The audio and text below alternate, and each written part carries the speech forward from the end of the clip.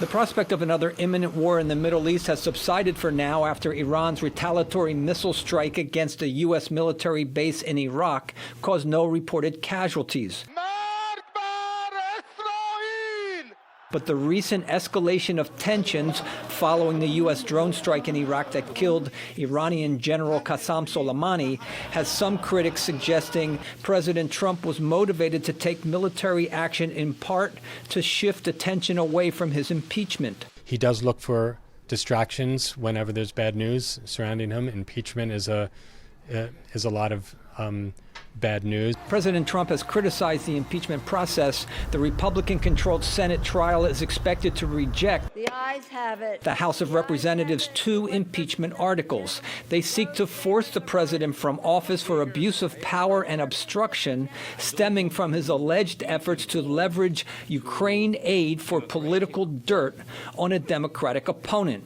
The president's decision to take military action against Iran, some analysts say, was motivated largely by frustration over Iran's continued attacks against the U.S. and allies in the region. But frustrations at home may have also been a motivating factor, say analysts. He feels stymied and bottled up and criticized.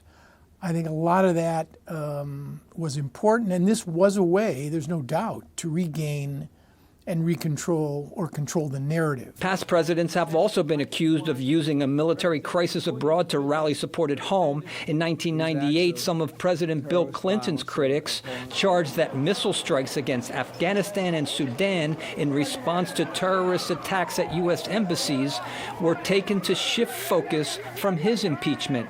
In 2012, Trump himself suggested his predecessor, former President Barack Obama, might try to provoke a crisis with Iran to win re-election. In today's highly polarized political climate, it is questionable that President Trump's recent military action will rally the nation's support. But foreign policy is unpredictable, and if things were to escalate, that could change things dramatically, either for or against the president.